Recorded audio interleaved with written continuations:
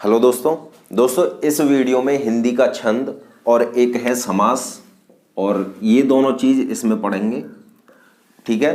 और ये वीडियो हिंदी की आपके लिए लास्ट रहेगी और हिंदी का ज़्यादातर जितना भी सिलेबस है वो रिवीजन तौर पे हर वीडियो आपको मिल चुकी है, तो अगर नहीं देखे हैं तो उन्हें देख लीजिएगा। रीजनिंग के डेली प्रैक्टिस सेट आपको मिलेंगे और 27 और 28 का आपका एग्ज़ाम है, तो तैयारी तो आप कर ही रहे होंगे। तो एक रिवीजन तौर पे जो वीडियो हैं सारी, उनको एक बार अगर आपने नहीं देखे हैं तो देख लीजिएगा, उसमें सब कुछ मिल जाएगा। और जितना भी हिंदी यूपी पुलिस कांस्टेबल में आएगी वो सब वीडियो आपको प्रोवाइड कराई गई हैं सारी। ठीक है। ये लास्ट वीडियो है समास और छंद की हिंदी के लिए। इसके बाद में मैथ की भी वीडियो पड़ी हुई हैं और 27 का विवेक सर का और हमारा अलीगढ़ में एग्ज़ाम है। अभी कॉलेज खुले नहीं है तो कॉलेज की भी बता देंगे। इसके बाद में एक आपको वीडियो ऐसी मिलेगी कि आपको पेपर या एग्ज़ाम कैसे सॉल्व करना है। ठीक है। मैथ या रीजनिंग कैसे सॉल्व करनी है, उसके बाद में आपको कितने क्वेश्चन अटेम्प्ट करने हैं और कितने छोड़ने हैं। ठीक है।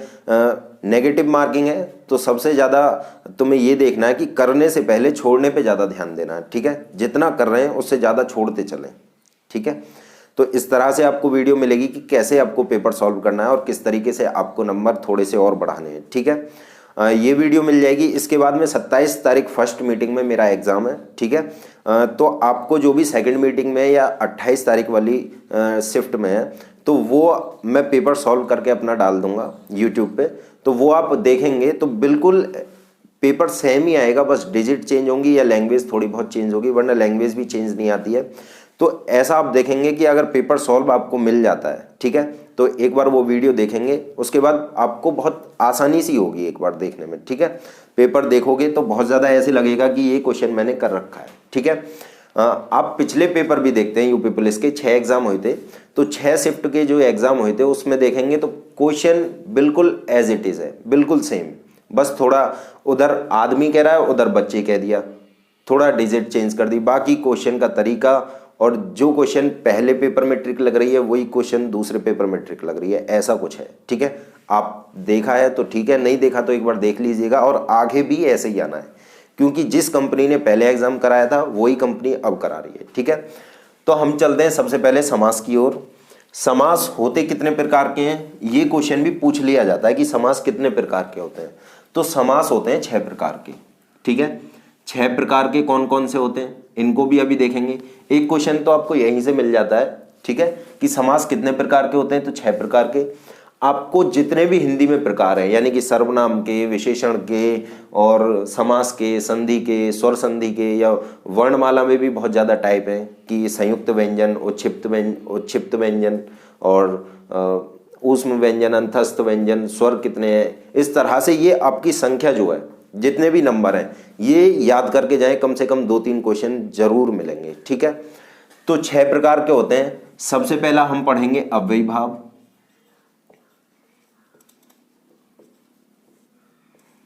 ठीक है। एक एक करके पढ़ते हैं। पहला अव्ययी भाव समास है। इसमें आपको ज्यादा कुछ देखना नहीं है, ये देखना है कि इसका नाम क्या है। नाम है अव्ययी भाव। ठीक है। अव्ययी, पहला पद अव्यय। ठीक है।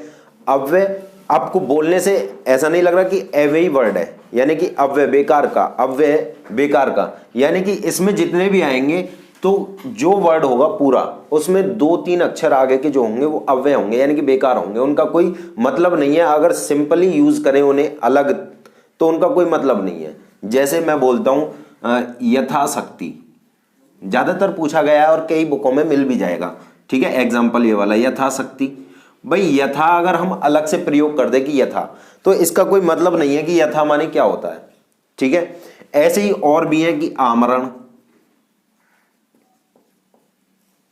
हम आ को अलग से यूज करें तो कोई मतलब नहीं है, लेकिन जब मरण के साथ आ गया आमरण तो आपको पता चल जाएगा कि इसका मतलब हो गया मरने तक। ठीक है। यथाशक्ति हो गया, यथाक्रम हो गया, यथाक्रम। यथा का कोई मीन्स नहीं है, लेकिन अब क्रम के साथ प्रयोग हो रहा है तो इसका मतलब हो गया कि एक क्रम के अनुसार। ठीक है। अब प्रतिदिन होता है प्रतिदिन। प्रति को कहीं भी यूज कर रहे हैं और सिंगल तो कोई यूज नहीं होता इसका, लेकिन दिन के साथ होते हैं प्रतिदिन, यानी कि प्रत्येक दिन। ठीक है। तो इस तरह से ऐसे जो वर्ड मिलते हैं आपको,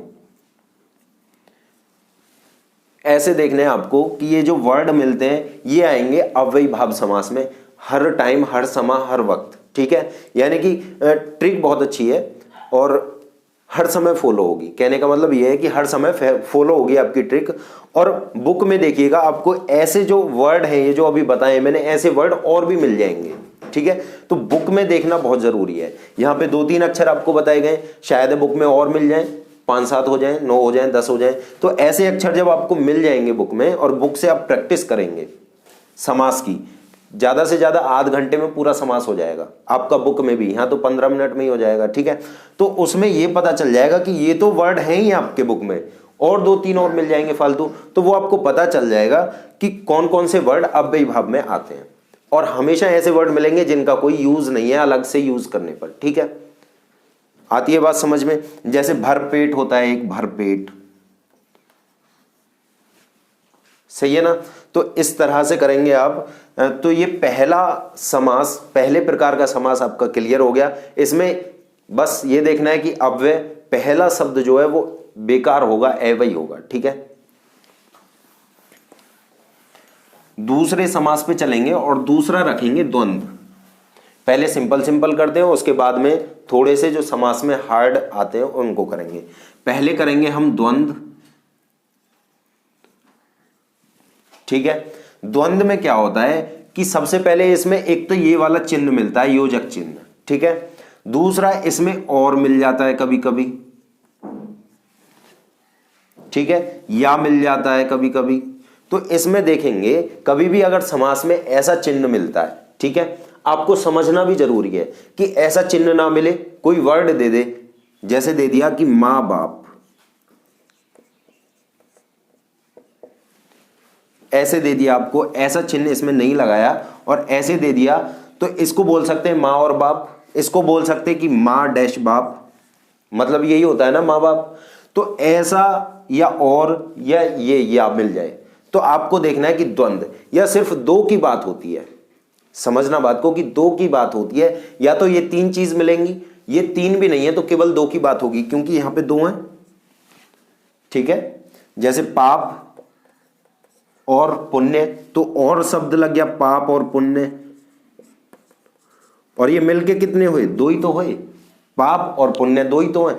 तो द्वंद्व समास में हम ये देखेंगे कि या तो ये तीनों चीज फॉलो हो रही हैं, नहीं तो वहां पे 2 की बात होगी, हमेशा 2, द्वंद्व 2, ठीक है। जैसे और भी ले लेते हैं, भाई बहन, तो ये भी 2 ही हैं, भाई और बहन, तो भाई और बहन भी कह सकते हैं इसको, भाई योजक चिन्ह बहन भी कह सकते हैं इसको, ठीक है। और ये 2 है तो इसलिए द्वंद्व समास, ठीक है। और इसमें ये तो चीज आपकी आई गई, लेकिन इसमें कभी कभी संख्या देके पूछ लेता है कि बताओ, एक आया था 56 कि 56 में कौन सा समास है। तो ऐसी वाली संख्या जो भी है वो सब द्वंद्व समास में आएंगी, या तो 56 हो या 46 हो या 48 हो या 95 हो, यानी कि 2 अंकों की जितनी भी संख्याएं हैं, या 15 हो या 58 हो, जितनी भी हैं टोटल, ठीक है, वो सब आएंगी द्वंद्व समास में। इनका मतलब थोड़ा सा डिफाइन करके बताएं तो क्या होता है, 50 और 6, 2 ही तो हुए, 50 और 6, 40 और 6, 40 और 8, 10 और 5, 90 और 5, यानी कि हमेशा 2 की बात होगी, संख्या कुछ भी हो, 2 की बात हो रही है तो द्वंद्व, ठीक है। तो इस ट्रिक को समझिए कि 2 की बात हो रही है तो द्वंद्व, और या फिर ये 3 जरूर मिलेंगे, ठीक है। अगर ना भी मिल रहे हैं आपको, ना भी मिल रहे हैं तो आपको फिर भी लगाना पड़ेगा। अगर ना भी मिल रहे हैं तो फिर आपको समझ जाना चाहिए कि 2 की बात हो रही है, तो कुछ ना कुछ जरूर होगा कि आपको पता चल जाएगा कि द्वंद्व समास है इसमें, ठीक है। इसके बाद में चलेंगे हम द्विगु समास पे। आपके 2 समास क्लियर हो गए, और अच्छे से क्लियर करने, और यहां पे क्लियर नहीं होते तो थोड़ा बहुत तो समझ में आया होगा, बुक से लगाइएगा पूरा समझ में आ जाएगा, ठीक है। ज्यादा से ज्यादा आधे घंटे का टॉपिक है बस बुक से, बाकी यहां तो 10-15 मिनट में। द्विगु समास पे चलते हैं। और द्विगु समास में यानी कि द्यु मतलब 2 की गुना, यानी कि 2 से बड़ा जितना भी होगा वो आएगा द्विगु समास में। जैसे होती है पंचवटी, 5 वटियों का समूह। ये होता है शताब्दी। शताब्दी मीन्स क्या होता है? 100 वर्षों का समूह, ठीक है। यानी कि एक समूह की बात होगी इसमें, ठीक है। 2 से ज्यादा और समूह की बात, केवल 2 की बात होती है तो द्वंद्व, और 2 से ज्यादा की बात होती है तो द्विगु। या फिर समझ सकते हैं कि कोई भी वर्ड है उसके आगे उसके आगे एक संख्यावाचक शब्द लग रहा होगा, ठीक है। जैसे सप्तऋषि होता है, मतलब आपको पढ़ने से पता चल जाएगा कि सप्त यानी कि 7 ऋषियों का समूह, ठीक है। तो सप्त ऋषि हो गया, पंचवटी हो गया, एक होता है चौराया, ठीक है। तो ये वर्ड ऐसे हैं कि एक तो 2 से ज्यादा हैं तो द्विगु आ गया, यानी कि 2 की गुना, यानी कि 2 से ज्यादा, ठीक है। और जो भी आप आगे देखेंगे वो हमेशा एक संख्यावाचक शब्द होंगे, ठीक है। तो यहां से आपको ऐसे देख के पता चल जाएगा कि द्विगु में क्या आएगा? 2 से ज्यादा हो, यानी कि कोई समूह हो 2 से ज्यादा का, ठीक है। जैसे त्रिगुण होता है 3 गुणों का समूह, ठीक है। या चौराया होता है 4 राहों का समूह, इस तरह से। या फिर संख्यावाचक शब्द आपको देखिए, जैसे इसमें संख्यावाचक शब्द नहीं है लेकिन फिर भी इसको बोलते हैं 100 वर्षों का समूह। तो इसको आपको एक मतलब निकाल के बताना है कि 100 वर्षों का समूह, तो समूह की बात हो रही है, और 2 से ज्यादा है तो द्विगु आ गया, ठीक है। तो इस तरह से आप समझेंगे। इसके बाद चलते हैं हम बहुब्री समास पे। बहुब्री समास की एक अच्छी खासी ट्रिक ये है कि इसमें कभी भी कुछ भी पूछेगा तो वो एक भगवान के ऊपर होगा, ठीक है। जैसे बहुब्री हम पढ़ रहे हैं,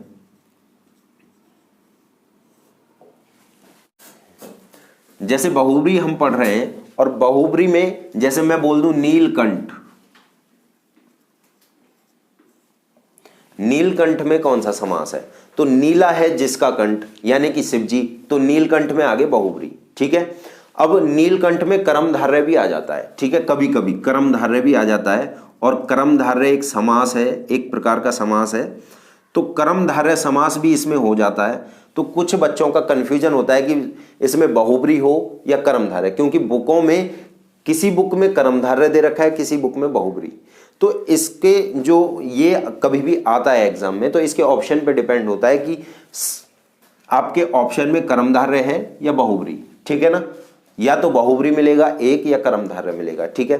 अगर दोनों मिलते हैं तो बहुब्री राइट है। वैसे दोनों 99% नहीं मिलेंगे कभी भी, या तो कर्मधारय ही मिलेगा या बहुब्री, ठीक है। तो जितने भी ऐसे कंफ्यूजन वाले हैं उनमें सिर्फ एक ही देता है, क्योंकि ये कर्मधारय भी ठीक होता है। यानी कि नीला है जो कंठ, यानी कि तुलना कर रहे हैं हम, तो तुलना करने वाले कर्मधारय में आ रहे हैं। और बात यह भी सही है कि नीला है जो कंठ तो नीलकंठ हो गया, और नीला है जिसका कंठ अर्थात शिव जी, तो ये भी बहुब्री में पहुंच गया। तो दोनों ही बात सही है, और ज्यादातर मान्यता बहुब्री को दी जाती है, लेकिन ऑप्शन में एक ही मिलेगा इन दोनों में से, ठीक है। तो इस बात का आप ध्यान रखिए कि कर्मधारय और बहुब्री समास में जितने भी वर्ड आते हैं, जितने भी ये वर्ड आते हैं, उसमें से कम 20%, यानी कि अगर 100 वर्ड बहुब्री में आ रहे हैं तो उसमें से ही वही वर्ड 20% इसमें आएंगे, ठीक है, कर्मधारय में। तो ये चीज आपको देखनी है कि बहुब्री और कर्मधारय में से एक ही ऑप्शन में होगा। अगर ऑप्शन दोनों होते हैं तो बहुब्री लगाएंगे, ठीक है। मैंने बताया बहुब्री समास जितना भी है वो पूरा का पूरा आपका आएगा भगवान के ऊपर। जैसे नीलकंठ हो गया, ये हो गया चक्रपाणी, जिसके हाथ में चक्र है अर्थात विष्णु जी, ठीक है। और ले लेंगे जैसे दशानन हो गया, आपको पता है दशानन किसको बोलते हैं, ठीक है। तो इस तरह के जितने भी वर्ड हैं वो सब बहुब्री में आएंगे, ठीक है, भगवान से रिलेटेड। इसको रावण को बोलते हैं, जैसे लंबोदर होता है, गणेश जी को बोलते हैं, लंबा है उदर जिसका, ठीक है। तो इस तरह से आप देखेंगे कि अगर भगवान से रिलेटेड है आपका तो बहुब्री लगेंगे, ठीक है। अब इसके बाद में पढ़ेंगे हम तत्पुरुष समास। तत्पुरुष समास में क्या है? तत्पुरुष समास में कभी भी देखोगे तो कारक चिन्ह छुपे होते हैं, ठीक है। लिख लेते हैं एक बार, तत्पुरुष समास। इसमें कारक चिन्ह छुपे होते हैं, यानी कि कारक आपने पढ़े हो 8 प्रकार के होते हैं। अगर नहीं पढ़े हैं तो बुक में मिल जाएंगे, उनको एक बार देख लेना। इनको वर्ड को कभी भी तोड़ के देखते हैं तो कारक चिन्ह छुपे होते हैं। जैसे बोलूं मैं एक बार,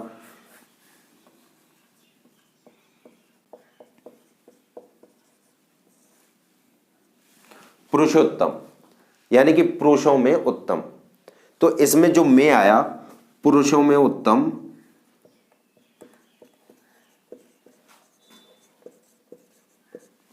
तो ये जो मैं है ये कारक चिन्ह है, ठीक है, अधिकरण में पर, ठीक है।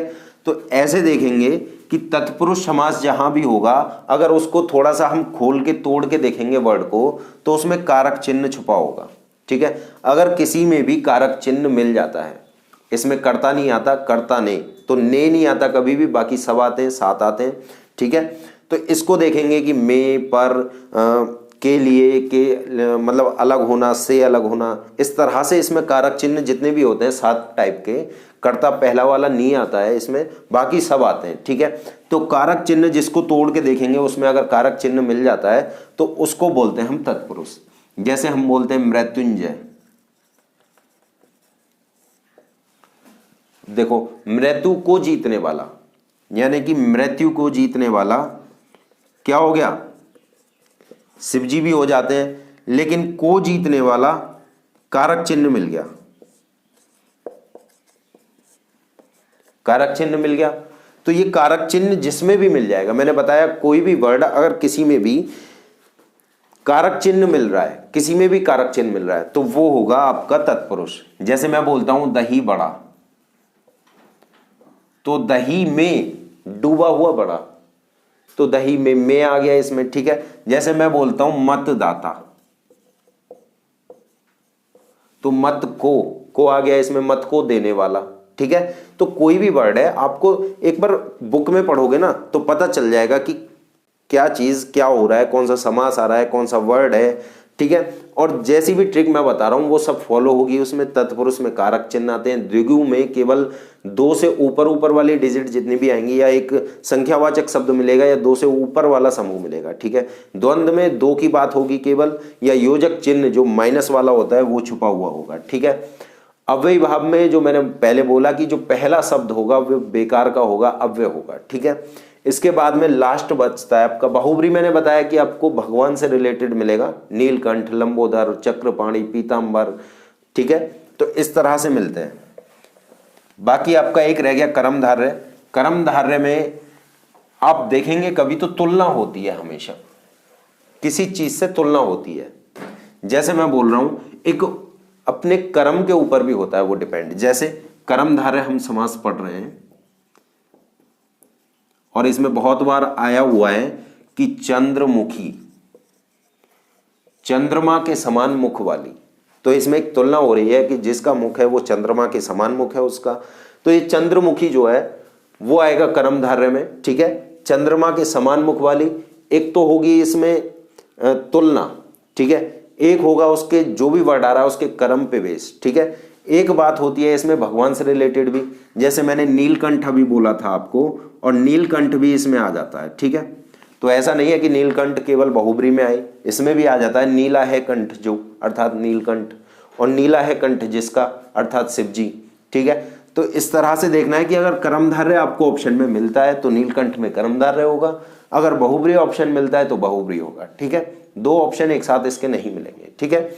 इसके बाद जैसे सदगुण बोल देते हैं हम,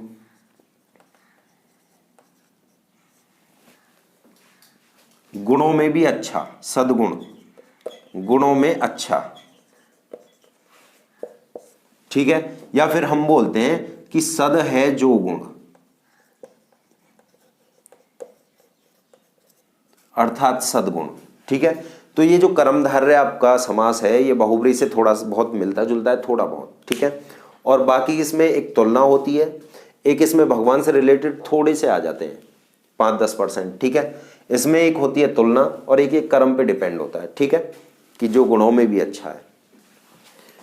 तो इस तरह से तुम्हारे समास क्लियर होते हैं। इनकी संख्या याद रखना, समास होते हैं 6 प्रकार के, ठीक है। इसके बाद में हम चलते हैं छंद के पास में चलते हैं और छंद देखते हैं कि कितने होते हैं, क्या होते हैं, क्या बोलते हैं और कैसे इनकी मात्रा गिनते हैं और कितने प्रकार के होते हैं। तो छंद को हम पढ़ेंगे। छंद को हम डिफाइन करने की अगर बात कहें, किसने डिफाइन किया था, तो इसको किया था पिंगल मुनि है, एक हमारे पिंगल मुनि, तो उन्होंने डिफाइन किया था इसको। इसके बाद में हम देखते हैं कि छंद को और क्या कहते हैं, तो छंद को कहते हैं पिंगल शास्त्र। ठीक है, पिंगल शास्त्र। आपके एग्जाम में क्वेश्चन आ जाए कि छंद को और क्या कहते हैं, तो पिंगल शास्त्र। किसने डिफाइन किया था, तो पिंगल मुनि ने। ठीक है, अब छंद होते कितने प्रकार के हैं, तो 2 प्रकार के होते हैं। ठीक है, कौन कौन से, एक तो होता है मात्रिक छंद और एक होता है वर्णिक छंद, यानी कि जिसमें वर्णों की गिनती हो, वो तो हो गए वर्णिक छंद, वर्णिक छंद, और दूसरा जिसमें मात्राओं की गिनती हो वो हो गए मात्रिक छंद। ठीक है, आपके एग्जाम में क्वेश्चन या तो यहां से बन सकता है कि छंद को और क्या कहते हैं या किसने डिफाइन किया था, ये 2 क्वेश्चन हो गए। छंद कितने प्रकार के हो गए, तीसरा क्वेश्चन हो गया ये। ठीक है, या फिर आएगा आपके में कि दोहा छंद में कितनी मात्राएं होती हैं, दोहा छंद में कितने चरण होते हैं, दोहा छंद में पहले चरण में कितनी मात्राएं होती हैं। अब मैं दोहा का नाम बार बार ले रहा हूं, ऐसा कोई ये जरूरी नहीं है कि दोहा ही आए। ठीक है, बाकी और जितने भी छंद हैं वो आ सकते हैं कि सोरठा है, रोला है, चौपाई है, वर्वय है, कुंडलिया है, इनका सबका पूछ सकता है कि बस ऐसे ही पूछेगा। ठीक है, एग्जाम्पल नहीं देगा कि बताओ ये मैंने लाइन लिख दी, इसमें कौन सा छंद है, ऐसे नहीं पूछेगा। ऐसा एक आध क्वेश्चन आ जाए तो मतलब पेपर हार्ड हो जाएगा, अगर आ जाए तो। ठीक है, वरना ऐसा आता नहीं है। आप पीछे भी देखेंगे जो एग्जाम हुए हैं या और जो प्रैक्टिस सेट आप कर रहे हैं, तो उनमें ज्यादातर ऐसा नहीं आता है। बाकी आपसे ये पूछेगा कि सोरठा में बताओ पहले चरण में कितनी मात्राएं होती है, सोरठा सममात्रिक है, अर्ध सममात्रिक है, सोरठा में कितने चरण होते हैं, इस तरह से आएगा। चौपाई में कितने चरण होते हैं, तो ऐसा हम देखेंगे, इनकी सारी मात्राएं और सब चीज क्लियर करेंगे, मात्रिक की और वार्णिक की। ठीक है, वार्णिक आपसे ज्यादातर पूछा नहीं जाता है। ठीक है, मात्रिक छंद आपसे पूछे जाते हैं ज्यादातर, और मात्रिक छंद को हम अभी क्लियर करेंगे। सबसे पहले लेते हैं चौपाई को। चौपाई एक सममात्रिक छंद है, सिर्फ इसकी हम डिटेल देखेंगे। ठीक है, एक ये सममात्रिक छंद है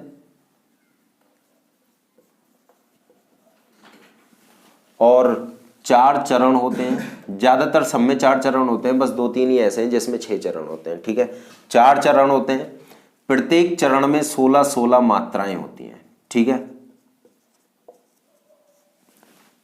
ठीक है, तो इस तरह से हम देखेंगे चौपाई एक सममात्रिक छंद है, 4 चरण होते हैं, 16-16 मात्राएं होती हैं। इसके बाद में हम देखेंगे रोला। रोला में भी 4 चरण होते हैं, सममात्रिक छंद है और प्रत्येक चरण में 24-24 मात्राएं होती हैं। इसमें ज्यादा मात्रा होती हैं, इसमें इस तरह से बोलते हैं कि इसमें 11 और 13 पे यति होती है। यति का मतलब है कि विराम चिन्ह, जैसा हम गा के बोलते हैं, छंदों को हमेशा गा के बोला जाता है, ज्यादातर संस्कृत में प्रयोग होते हैं। तो जब भी इसको गा के बोला जाता है तो 24 मात्राएं ज्यादा होती हैं, एक बार में नहीं बोली जाती है, तो 11 पे रुकना होता है, सांस ले लिया जाता है और फिर 13 पे। ठीक है, फिर 11-13 पे लिया जाता है, फिर 11-13 पे और फिर 11-13, ऐसे 4 चरण होते हैं और प्रत्येक में 24-24 मात्राएं होती हैं। ठीक है, जब 24 मात्रा प्रत्येक में होंगे तो सममात्रिक चरण हो गए 4 और 11-13 पे यति होती है। ठीक है, इसके बाद में चौपाई तुम्हारा क्लियर हो गया। सममात्रिक छंद है, 4 चरण, 16-16 मात्राएं। ज्यादातर ये पूछेगा कि चौपाई में कितनी मात्रा होती है, रोला में कितनी मात्रा होती है। ठीक है, पहले भी दोहा का आया था। इसके बाद में करेंगे रोला का बिल्कुल सेम, एक है सोरठा, रिलेटेड करके पढ़ेंगे सोरठा। सोरठा में बस अंतर यह है कि अर्ध सममात्रिक है,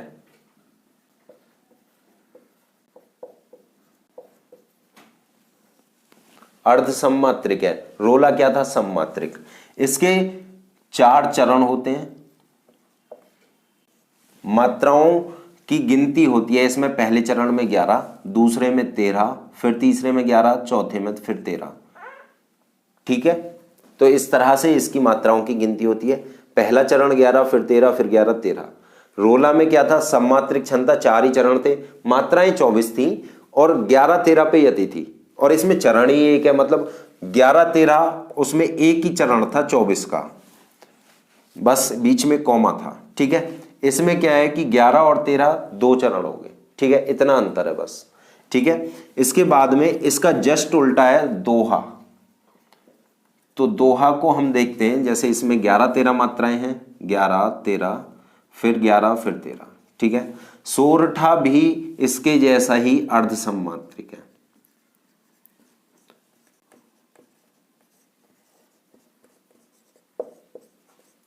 ठीक है, अर्ध सम्मात्रिक हो गया। इसके बाद में इसकी मात्राएं जो होती हैं जस्ट उल्टी होती हैं, इसमें 13 होती हैं फिर 11 फिर 13 होती हैं फिर 11, चरण 4 ही होते हैं। ठीक है, बस इसमें 11-13 11-13, इसमें 13-11 13-11। ठीक है, सोरठा दोहा का उल्टा है या दोहा सोरठा का उल्टा है। ठीक है, बात कुछ भी हो सकती है, बस अंतर इतना है, 4 चरण, अर्ध सम्मात्रिक। सोरठा में पहले 11 फिर 13, दोहा में पहले 13 फिर 11। ठीक है, रोला में 11-13 पे यति थी, 24 मात्राएं थी एक चरण में। ठीक है, और वो सम्मात्रिक छंद था। ठीक है, अब तुम्हारे 4 हो गए, चौपाई हो गया 16-16 मात्राएं, इसके बाद में तुम्हारा रोला हो गया 24-24 मात्राएं, फिर सोरठा गिना हमने 11-13 11-13, फिर दोहा गिना हमने 13-11 13-11। ठीक है, इसके बाद में हम चलेंगे, कभी कभी वर्बे पूछ लिया जाता है। ठीक है, ये तो बहुत ज्यादा इंपॉर्टेंट है, लेकिन एक वर्बे ऐसी चीज है कि वो कभी कभी पूछा जाता है और उसको याद कम करते हैं लोग बाग। ठीक है, अर्ध सम्मात्रिक चरण होता है, अर्ध सम्मात्रिक चरण कितने होते हैं? चरण होते हैं 4। मात्राएं कितनी होती हैं? मात्राएं होती है इसमें 12 और 7 फिर 12 फिर 7। ठीक है, 12-7 मात्राएं होती हैं, गिन के पता चल जाएगा। अगर आता भी है एग्जाम्पल तुम्हारे में कि बताओ इसमें क्या है, तो 12-7 गिनोगे तो हो जाएगा आपका वर्ब है। लेकिन इसमें वर्ब में पूछेगा कि पहले चरण में कितनी मात्रा होती है। वर्ब कैसा मात्रिक छंद है? तो अर्धमात्रिक है, अर्ध सम्मात्रिक। 4 चरण होते हैं, 12-7 मात्राएं होती हैं। ठीक है, इसके बाद में आपका रह क्या जाता है? इसके बाद में अब पढ़ोगे जैसे गीतिका होता है। गीतिका एक सम्मात्रिक छंद है, पढ़ लेते हैं एक बार, कोई दिक्कत नहीं है भाई। एक बात बताओ, जब आप 7-8 अब छंद को 8-10 पढ़ रहे हैं, मान लो हमने 7-8 पढ़ा दिए और 2-3 जो रह गए उनमें से अगर कुछ आ जाए तो फिर छोड़ने का क्या फायदा? इन्हें भी पढ़ो। ठीक है, शायद आ जाए। ठीक है ना, एग्जाम में कुछ भी आ सकता है। इसमें होती है 26 मात्राएं। ठीक है, 26 मात्राएं होती हैं और 4 ही चरण होते हैं। ठीक है, इसके बाद में एक होता है हरि गीतिका। हर गीतिका में 28 मात्राएं होती हैं, यानी कि 28 मात्राएं होती हैं। ठीक है, 16 और 12 पे यति होती है इसकी, 16 और 12 फिर 16-12, यानी कि 16-12 की एक चरण बनता है 28, फिर होता है 28 का, और ऐसे ही 4 चरण होते हैं। ठीक है, बस 2-3 छंद और पढ़ने हैं हमें। एक तो हमें पढ़ना है कौन सा? उल्लाला, क्योंकि कुंडलिया में और छप्पे में उल्लाला का प्रयोग होता है। ठीक है, छप्पे पूछ लिया जाता है कभी कभी, कुंडलिया ज्यादातर पूछ लिया जाता है। ठीक है, तो ये चीज हो गई। इसके बाद में हम पढ़ेंगे सबसे पहले उल्लाला को।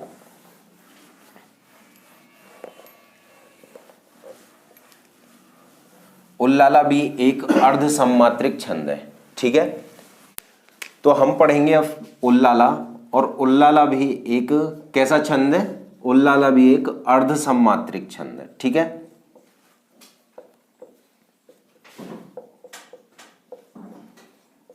अर्ध सम्मात्रिक हो गया, 4 ही चरण होंगे, और प्रत्येक चरण में कितनी मात्राएं होती हैं? इसमें होती हैं प्रत्येक चरण में 15-13। ठीक है, फिर 15 और फिर 13। ठीक है, इतनी मात्राएं होती हैं। आगे बात समझ में। उल्लाला हमने इसलिए पढ़ा है क्योंकि छप्पे में ज्यादातर पूछ लिया जाता है, तो एक उल्लाला में उल्लाला पूछ लिया गया, एक छप्पे पूछ लिया तो फिर भी उल्लाला पढ़ना है। ठीक है, तो 2 इसमें क्लियर होते हैं। अब इसमें एक छप्पे होता है। सबसे पहले कुंडलिया पढ़ेंगे।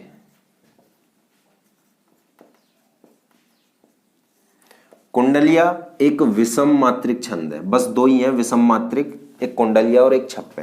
तो विषम मात्रिक छंद है और 6 चरण होते हैं इसमें, ठीक है। सबसे खास ट्रिक इसकी ये है कि इसमें जो पहला अक्षर होगा, जैसे अगर शुरू करता है आपको ऐसे 6 लाइन बोल दे, और जो यहाँ पे पहला अक्षर होगा आपका, पहला शब्द जो होगा वही लास्ट का शब्द होगा, ठीक है। आगे बात समझ में। इसमें 4 चरण होते हैं दोहा के, और जो यहाँ लास्ट वाली लाइन होती है आपकी, वही आपकी रोला की होती है। यानी कि इसके ऊपर वाला तो होता है दोहा, जो अभी बता दिया है मैंने, और जो नीचे की 2 लाइन होती हैं वो होती हैं रोला की, ठीक है। जो ऊपर की 4 लाइन हुई, 4 चरण हुए, वो तो हो गए तुम्हारे दोहा के, और जो रोला के बचे वो हो गए 2 चरण रोला के, ठीक है। अब इसमें खास बात यह है, कुंडलिया को पहचानोगे कैसे कि 2 होते हैं छप्पे और कुंडलिया। तो पहला वाला जो शब्द होगा वो लास्ट वाला शब्द ऐसा ही होगा एज इट इज, और यहाँ पे रोला जब खत्म होगा तो लास्ट वाली लाइन जो होगी 4-5 अक्षरों की, जो लास्ट वाली लाइन होगी शब्दों की, वो ही आपकी रोला से शुरू होगी 4-5 अक्षरों से, शब्दों से, ठीक है। तो एज इट इज जो यहाँ पे लिख रहा है वही लाइन यहाँ पे मिलेगी, जो शब्द यहाँ पे लिख रहा है वही शब्द यहाँ पे मिलेगा। तो कुंडलिया की पहचान ये है कि एक तो जो लास्ट वाली रोला की लाइन है, लास्ट वाली दोहा की लाइन है, और शुरू वाली रोला की लाइन है, वो आपको बिल्कुल सेम मिलेगी, ठीक है। तो इस तरह से हम कुंडलिया को पहचानेंगे। एक विषम मात्रिक छंद है, 6 चरण होते हैं, दोहा के 4 चरण ऊपर के, उसके बाद रोला के 2 चरण होते हैं, ठीक है। इसके बाद हम पढ़ेंगे छप्पे, ठीक है। छप्पे के बाद में हम वीडियो को कर देंगे खत्म, ठीक है। छप्पे कैसा छंद है? तो ये भी एक विषम मात्रिक है, विषम मात्रिक, ठीक है। 6 चरण होते हैं, और इसमें क्या होता है कि ऊपर के चरण होते हैं रोला के, और नीचे के होते हैं उल्लाला के। अगर आ जाए उदाहरण, एग्जाम्पल, तो आप सीधा उल्लाला को गिनो, और लास्ट में 15-13 मात्राएं मिलती हैं। इसकी होती हैं 2 लाइन, और इसकी होती हैं 4 चरण, 4 चरण, और इसके होते हैं 2 चरण, ठीक है। यानी कि केवल 2 लाइन इसकी देगा। तो आप देखोगे कि 15-13 नीचे से गिनो, ठीक है, जिसमें 6 चरण है नीचे से गिनो। कुंडलिया आपको बता दिया कि बिल्कुल बस ऊपर वाला शब्द और लास्ट वाला शब्द एक सा होगा, ठीक है। उसको देखेंगे, कुंडलिया देखते ही पहचान जाओगे। छप्पे आपको फिर क्या देखना है कि कुंडलिया नहीं है तो छप्पे होगा, जब 6 चरण आपको देखने को मिल रहे हैं। एक बात देखो कि हमने छप्पे के में पहचानना क्या है। आपने कुंडलिया और छप्पे 2 हैं कि 6 चरण होते हैं, और एग्जाम में आ जाए कि 6 चरण का आपको दे दिया पूरा छंद लिख के, ठीक है, 6 चरण है। अब देखते हैं कि या तो कुंडलिया होगा या छप्पे। कुंडलिया में मैंने ट्रिक बताई कि ऊपर वाला लास्ट पहला वाला शब्द और लास्ट वाला शब्द बिल्कुल सेम होगा, और यहाँ वाली लाइन जो भी होगी दोहा की लास्ट वाली और रोला की शुरू वाली बिल्कुल सेम होगी, ठीक है। अगर वो चीज नहीं मिल रही है तो फिर तो छप्पे है, अगर ये चीज मिल रही है तो कुंडलिया, अगर ये चीज नहीं मिल रही है तो फिर तो छप्पे है। तो इसका मतलब ये चीज गिनने की जरूरत नहीं है, ना ही शब्द गिनने की, ना ही मात्रा गिनने की, ना ही दोहा और रोला को और उल्लाला को कितने चरण होते हैं, कितनी मात्राएं होती है, ऐसा गिनने की कुछ जरूरत नहीं है। कुंडलिया को पहचानो, नहीं है तो छप्पे है, और है तो कुंडलिया, ठीक है। तो इस तरह से हम करेंगे। तो दोस्तों ये वीडियो होती है यहीं पे खत्म, ठीक है। एक 27 तारीख से पहले जब भी एग्जाम शुरू होगा उससे 1-2 दिन पहले, यानी कि 24-25 तारीख को आपको मिलेगी कि किस तरह से आपको एग्जाम देना है, ठीक है। रीजनिंग का डेली प्रैक्टिस सेट आप करते रहिएगा। रीजनिंग, ठीक है, रीजनिंग ज्यादा से ज्यादा नंबर आपको खींचने, अगर 50 नंबर की रीजनिंग आती है तो 45 तो होनी चाहिए, ठीक है। तो धन्यवाद।